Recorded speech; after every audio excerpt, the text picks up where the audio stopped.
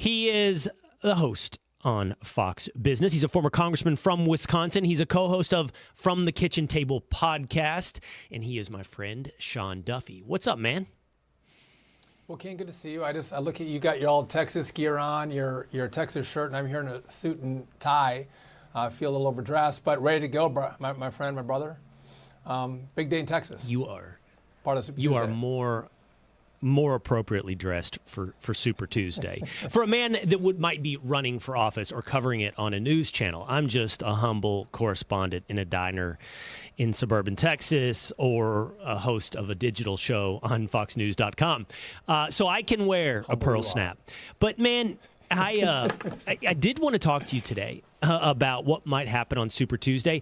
But before we get into predictions of what the end of today might look like for Republicans, let's talk about what this day is like for a candidate. What this day is like for Nikki Haley. You have been, Sean, a politician. You've run for office. You successfully won both at the district attorney level and United States Congress. What is this day like? Is it glad handing until polls close and then turning on the television? Tell me about Election Day. Yeah, so Super Tuesday is a different animal, right? You have so many states in play. It's hard to go glad hand and make a difference on Election Day. So that's not that big of a part of it. It's how much news coverage can I get? How can I get my message out? But if you're running in a state for governor or you're running for Congress in a congressional seat, oh man, you're out there all day long. You want every last vote because though you might see the poll data, nothing's won until all the votes are in. And so you don't want to leave anything on the table. So you work your heart out all day long. You don't take that day off. But this day, again, I think it's different. I think what's more important, Will, is, again, this is not the show. This is not the November election. But what you do is you get to test your teams out and see how well we're going to do on the ground. How well does our get out the vote effort actually work in states that matter? Do you have enough volunteers? Are you making the right phone calls?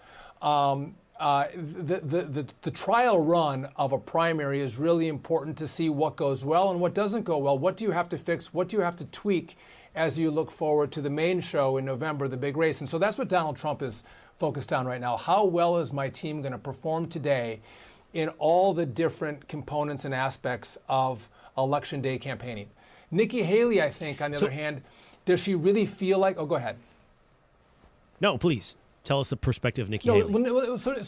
Nikki Haley, I think she sees that this is, again, South Carolina, I think, was the end of her campaign. She's still in it. Her money has started to dry up a little bit. But I think for her, this is her last throw. This is her last hurrah. I think she's going to move on. Maybe she's going to go to corporate boards. Maybe she's going to be an analyst somewhere. But I think this is going to be the end for her. There's no path to victory after today. So I think she's probably savoring the last moments of a presidential campaign that was never to be.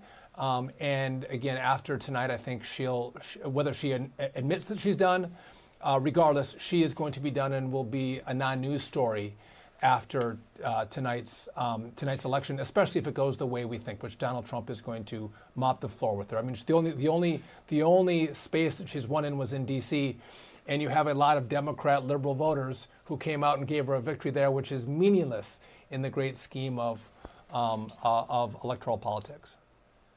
Well, let's think about if she actually will be done after today. This morning on Fox and Friends, Nikki Haley, as well as Donald Trump, gave interviews to the hosts of Fox and Friends. And Ainsley Earhardt really pushed Nikki Haley on whether or not after today she would drop out and then subsequently endorse Donald Trump. Let's listen together to her answer on Fox and Friends. If you don't have a good night, are you going to drop out? And when will you realize it's time to unify? Will you unify and support Donald Trump if he does win tonight? I mean, Ainsley, if I were to get out of the race, it would still be the longest presidential general election in history. I don't know why everybody's so adamant that they have to follow Trump's lead to get me out of this race. You know, all of these people deserve to vote. 16 states want to have their voices heard. Let's let their voices get heard. I think it's as pro-American as it gets. That's where democracy. We don't anoint kings in America. We let people have choices. And so many people said they wanted someone to vote for because they think it's a terrible mistake that we're going with two candidates in their 80s that can't serve 8 years. So, Sean, she made the argument there. She's made the age argument several times. And she also made the argument that somehow, it's anti-American for her to drop out of the race, depriving voters of a choice. But she did go on as well and say that she dropped the phrase of, waiting until the convention. She didn't say she would wait until the convention, but people should have their choices and made their voices heard until the convention. And when I heard convention, it made me wonder, will she drop out after Super Tuesday? And if the answer is no, what is she waiting to happen before the Republican convention? So, first, again, she may not drop out, but she will be a non-entity. She will be like Marianne Williams running in the Democrat primary, where no one really cares. You don't get any press. But she's made the argument before that people deserve to have a choice. And a lot of states have had primaries or caucuses, and when those voices have been heard, they're not voting for her. They're voting for Donald Trump. And I think the same thing will be tonight. When the voices are heard, it's not Nikki Haley who they're voting for, it's Donald Trump. And so at one point, politicians have to recognize now is not my time. This isn't actually working right now. And staying in the race isn't about giving people a choice. The choices truly have been made, and whether you're in the race or not, Donald Trump is going to be the nominee. And the argument that she's made, too, about the age of Joe Biden and Donald Trump, good argument if you want to make it, but it doesn't work, right? No one's buying that argument because they might go, Joe Biden's too old, but they look at Donald Trump on the stump and he's up in age in his upper 70s, but he doesn't perform like that. He's with it with strong messaging, with really aggressive rallies. He's sharp and with it. So you've tried that argument, Nikki, and it doesn't work with the American voter. So I'm sorry, you can keep doing it, but it's not going to work. The results are not going to be any different if you stay in this race or you get out. And what she's going to have a hard time dealing with is the fact that she's gotten a lot of press, and especially from liberals in the media, that she could be the alternative to Donald Trump. But the reality is the voters are saying not Nikki. One other, I'll leave it at that, Will. Well, what I was going to say is, but I feel like, Sean, she's making an argument that she's not making yet. She's not yet being completely honest about why she is still in the race. And I think that is objectively true. So I'm left to read between the lines. Like, why are you in a race that you are certain to lose? So I'm going to play another clip for you. Now, we have talked here on the Will Cain Show and had, by the way, the director of No Labels on the Will Cain Show. And we've talked about whether or not she would jump to a third party, whether or not she would jump specifically to No Labels to continue to stay in the race. Again, she was asked on Fox and Friends about that, and she was fairly definitive. Listen to her again on Fox and Friends. You said you're not running for No Labels if you don't get the Republican nomination. So just set the record straight. Is it no to No Labels? Is it yes to support the nominee? I am a conservative Republican. I have been all my life. And, the problem is right now, everybody's saying if you don't support Donald Trump, you're a Democrat. That's terrible, and that's not unifying, and that's not going to get anyone to win a general election. What I will tell you is I'm a conservative Republican. I have said many, many times I would not run as an independent. I would not run as No Labels because I am a Republican, and that's who I've always been. That's what I'm going to do. So I found that fairly definitive. Okay, she will not run third party. She will not run No Labels. But I'm still stuck with, why are you running as a Republican? And this argument that I'm making, that she is making a case that she's not really making yet, to me is buried in that statement about, we'll pull through essentially until the convention. And it's as though she is waiting for another shoe to drop. Now, I don't know if she thinks that is, a conviction in a court, and that will change the equation for her. But it's not, we can talk about age and we can talk about the different arguments she's making to the voter, but I don't think it's about the voter. She's in the race for another reason, and I'm trying to figure out, and by the way, Sean, I don't think it's just to continue to cash donor checks. I think that she and her team think there is a reason for her to remain, and that's going to be, if she stays in after Super Tuesday, that reason is going to get more obvious. Like, what are you waiting to happen to Donald Trump?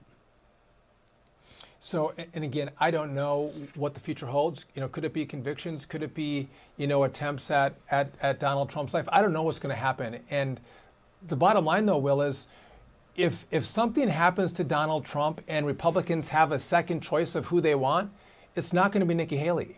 I think it'll be a Vivek Ramaswamy. It'll be a Ron DeSantis. But Nikki Haley has so soured to the taste of so many Republicans.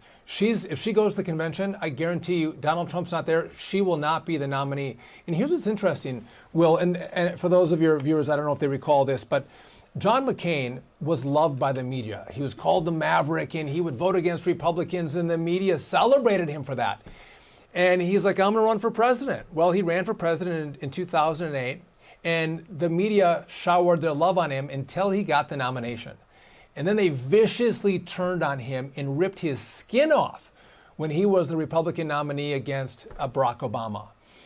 Nikki Haley is experiencing the John McCain effect in the sense that the media doesn't like Trump, and so they're showering a lot of love and praise, and they don't really dig into her past and her policies, her family life. They don't do any of that. She's off limits. But if Nikki Haley was the nominee, make no mistake that she would not be treated by the press the way she is now. If she was the nominee, they would absolutely try to destroy her. And so the polling that you see, she'll also oftentimes cite the polling that she has between her and Joe Biden, that she does better than Donald Trump. She wins with bigger margins against Biden than Donald Trump does. And you got to take that in context, because Donald Trump, the left, rips him apart every minute of air they can give to rip Donald Trump apart, or the lawfare against Donald Trump. They're attacking him at every angle, and they leave her alone. But if they actually did to Nikki Haley what they do to Donald Trump, and by the way, they would if she was the nominee, I don't think she would fare nearly as well as Trump does against Biden. So you got to make sure we understand the kind of press that the two of them are getting and how they do in the polls. And I think Nikki Haley actually loves the positive press that the liberals have given her, and she's kind of a mini celebrity, because she's the anti-Trump, and they want anybody but Trump. They want to pick the Republican nominee, and of the nominees that the liberals like, they like Nikki Haley better than Trump. And I think they're a little bit offended that they can't get her over the finish line, that Donald Trump, and again, he's changed policies. I mean, by the way, I don't think Republicans have changed a whole lot on policy. Go back to Ronald Reagan, and whether you're like lower taxes, less regulation. We want, we didn't want so many secure borders, but we wanted a strong national defense. Donald Trump is all those things of Ronald Reagan, except he's more of a tariff guy, right? He's using tariffs where Ronald Reagan was more of a free trader at all costs, and Donald Trump is different on the border. But beyond that, Republicans are the same. So that Nikki Haley thinks that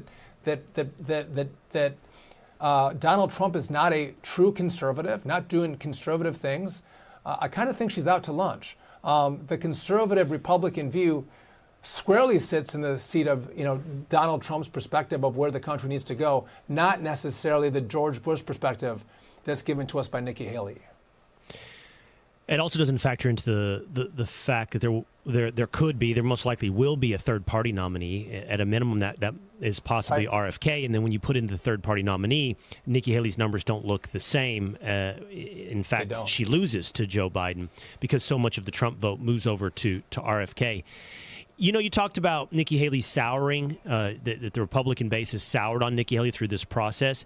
Do you think it soured on her so much, Sean, that there's no chance for her to be vice president? I mean, if you listen to that interview with Donald Trump again on Fox and Friends this morning, there's some that are like, wow, there was actually some moments of where it was softer towards Nikki Haley. Do you think she is? Do you think she's a viable candidate as vice president? Donald Trump is very kind to the vanquished. He heaps praise on them, but when they're actual real opponents, he's ferocious. Listen, I don't think so. I think there's a lot of people who are Trump supporters that are not big fans of Nikki Haley. Now you can make the argument, well, don't you want to broaden your base? Doesn't Nikki Haley bring in some people that Trump doesn't have right now, and wouldn't that help him electorally? Maybe, but I think she's been so harsh and so demeaning of Trump. I think it'll be hard for him to bring Nikki Haley in. And just another point on this too, I think you you can't underestimate the experience that Donald Trump had in 2017. He was an outsider to D.C. He built a cabinet and a government with people that didn't like him, and they worked against him. They thwarted him. They leaked press stories about him, and I think he's sensitive to that. So a different candidate might take a Nikki Haley to build the base. I think Donald Trump cares about loyalty. He cares about people who are going to buy into the movement and are going to support him in that movement, give him pushback behind closed doors, but he feels safe that they're never going to try to undermine him with the public or with the White House team. And I don't think Donald Trump would feel that way about Nikki Haley. That's why I don't think he will pick her. Will, can I bring up one other point that you mentioned on Michelle Obama at the start of the show? I think that was fascinating, right? So, by the way, I think if Michelle Obama got in the race, I think I think she cleans up, right? I don't like her I don't like her policies. I don't like her, her and Barack Obama. In a general election? In a general election, she is unstoppable. She wins. But here's what's interesting. A lot of people think it's a great idea to run for Congress or run for the Senate. And they do it because they don't know what it's like. They don't know how hard it is. Even running for president, I think you could have run for Congress or the Senate or governor, and you don't realize how hard it is to run for president. Michelle Obama's done it twice with her husband. She knows how much work goes in to running for president, how much work goes into governing. And once you pull the curtain back and see how hard it is to actually get there and then to govern, and then you look at her, really cushy life, big money, homes all over the country, oceanfront properties. She's like, there's no way, I'm not going to go back to that mess. My life is too good. Even though I could win, I know what I have to do to get there and what I have to give up to govern, and I don't want any part of it. We served our time. We're completely out. So I think she'd be great, not personally, but I think electorally for Democrats, but I don't think there's any chance that she does it. Gavin Newsom. Why do you think she would clean up, Sean, in a general election? Listen, why do you think she would clean up in a general election? Yeah, because she has kind of an Oprah aspect of her. A lot of independents like her. I think the language that she and Barack Obama have perfected of, being very liberal but really speaking to the middle. I think she does it just like Barack. And I think a lot of people would and could buy into the vision. So I think she wins a lot of suburban women. I think she re-rallies the African-American vote that I think Joe Biden is losing. And you put those two things together, and she might soften the losses that Joe Biden has had with the Hispanic vote. I think you put that together, and the gains that Trump has made there, he would lose with a Michelle Obama candidacy, which is why I think she would win. So let's do this really quickly, Sean, on these other names. If Joe Biden is not the nominee as a Democrat, do you think Gretchen Whitmer is a formidable force in a general election against Donald Trump? No, I don't. I think she's weak. I think she's intellectually weak. She's policy weak. So no, I don't think she. I think Donald Trump beats her. What about Gavin Newsom against Trump? I think Gavin Newsom. You probably watched the interview that he did with Ron DeSantis with Sean Hannity. He was lying through his teeth, but man, he does it well. He was selling the disaster of California. The way he was selling California, if you didn't know better, you'd be like, wow, California is not a bad place to live. Gavin Newsom's kind of got things under control. So I think Gavin is a very talented politician. He has a great look about him. I think he would be hard to beat. And again, sometimes it's not always policy. Will, it's also a popularity contest. And I think Gavin Newsom has a very congenial personality, and he comes across really well, and he can sell his horrible ideas really well to the average, Joe that's out there and Jane that's out there. And I think he would be a tough opponent for Trump. I feel pretty confident Trump is going to win if all things are fair. But I think Gavin would be a challenge. I don't know.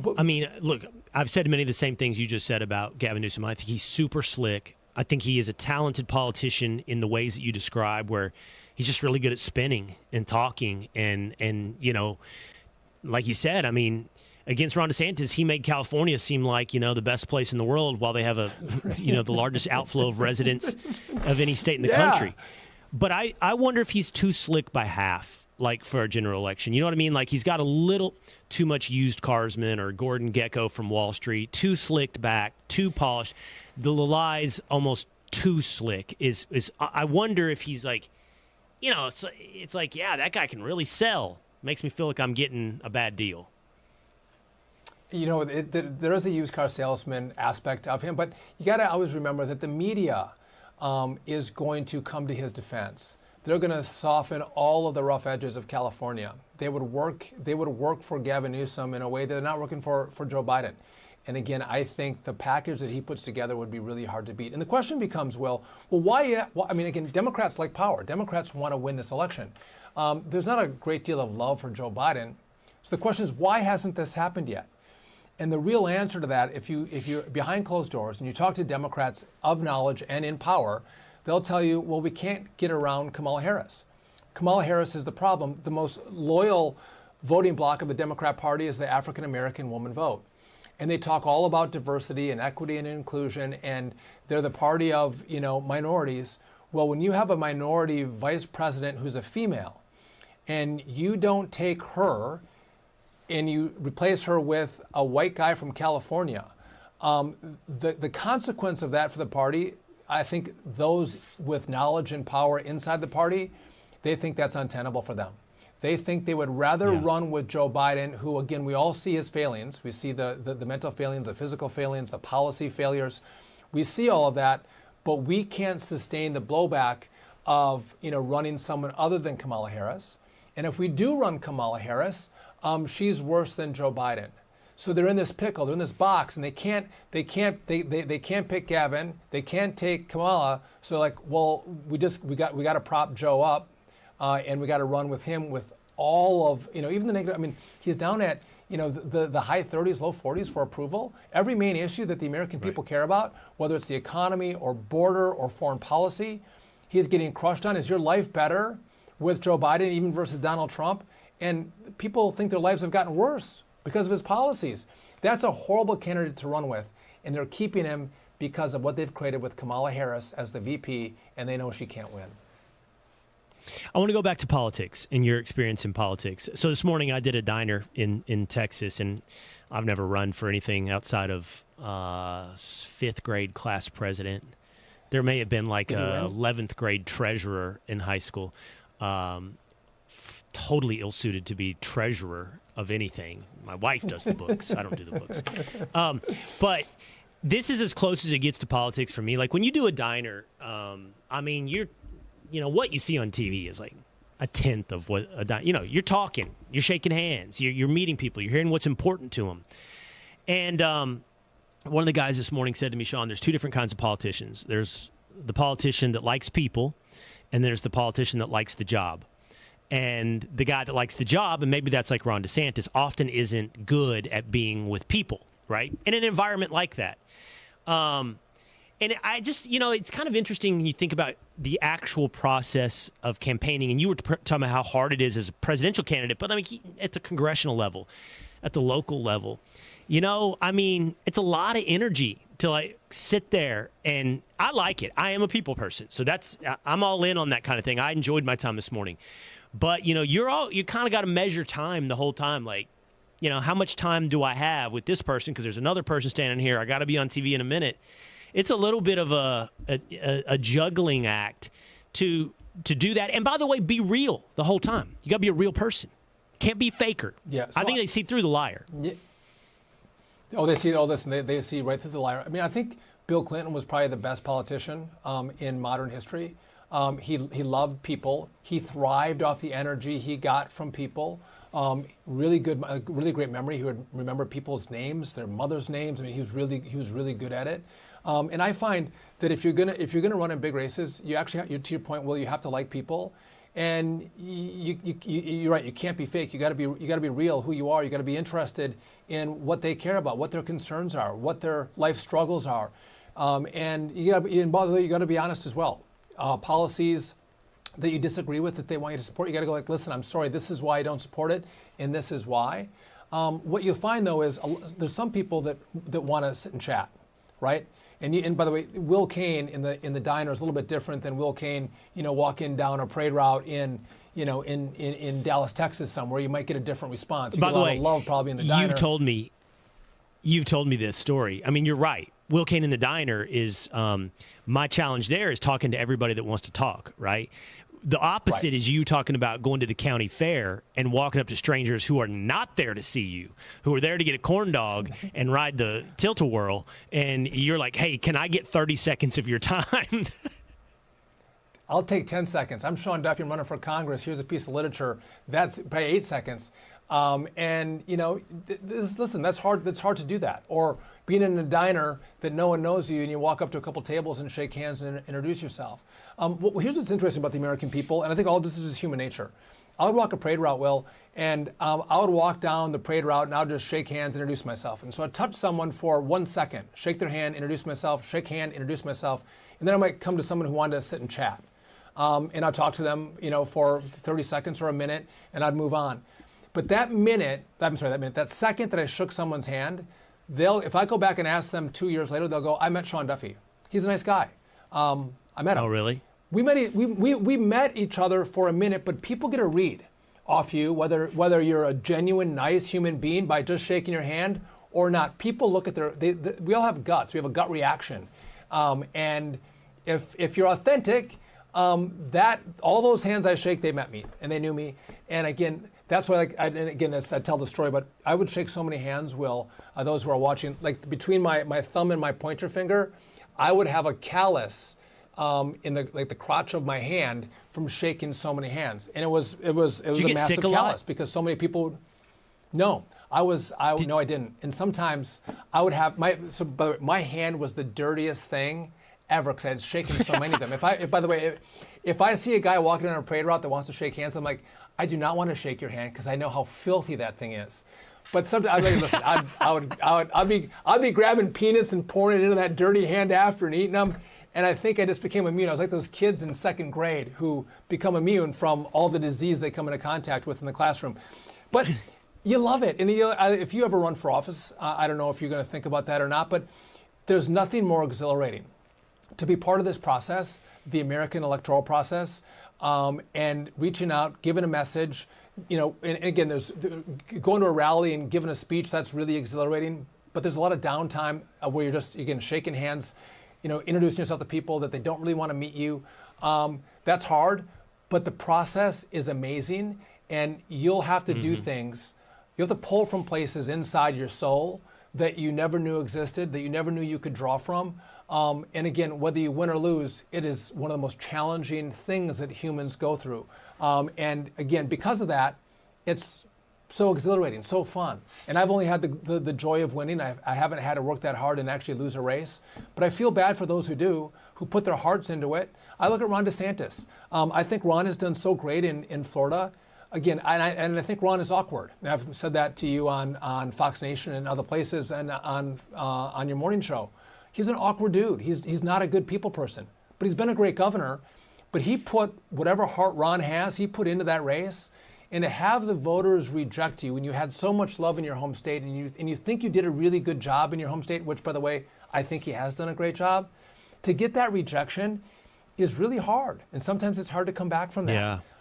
Though I think Ron will be back? Yes. But it'll take a little soul healing before he does.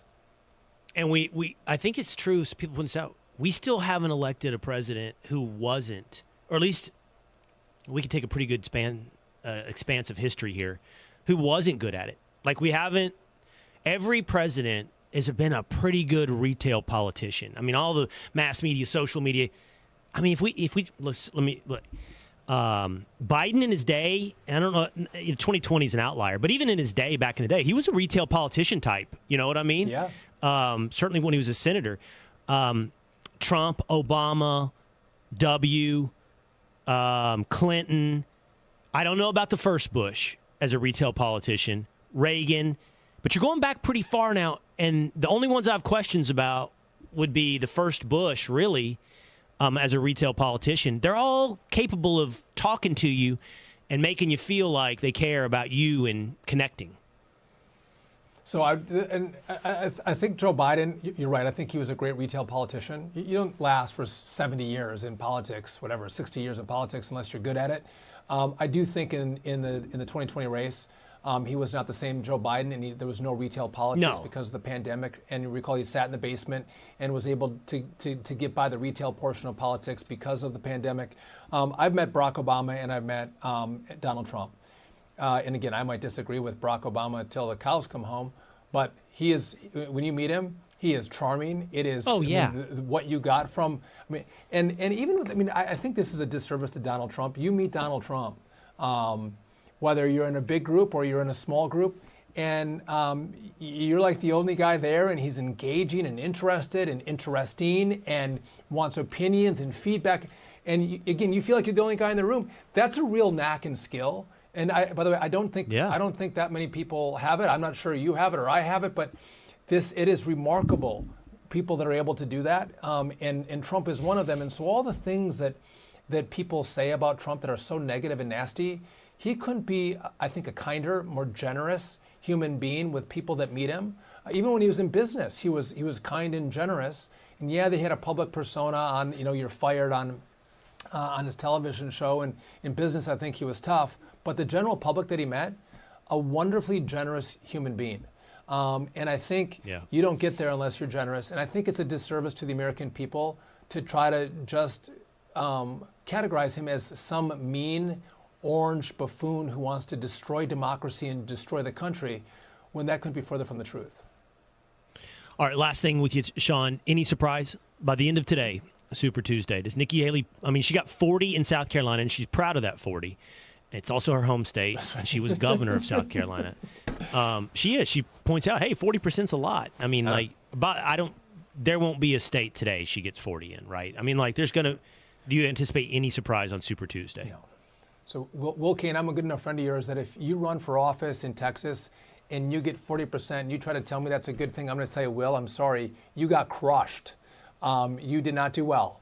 You got spanked in Texas if you get 40%. She got spanked in South Carolina with a 40% portion of the vote. So I don't think she's going to top 40%.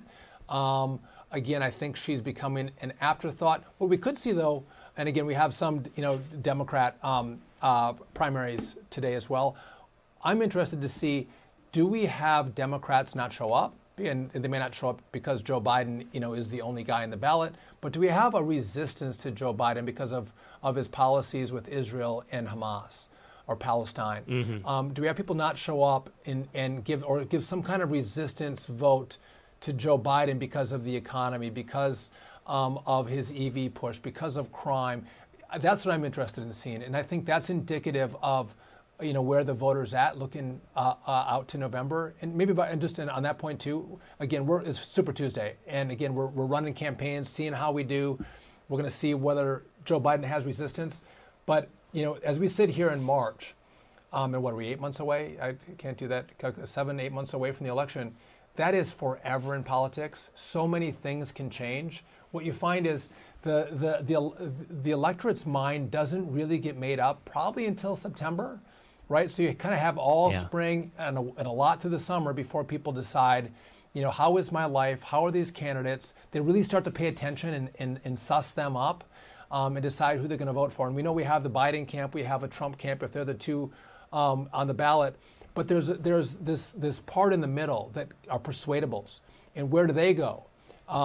They're not going to make up their minds at any point until we get into September, maybe even October.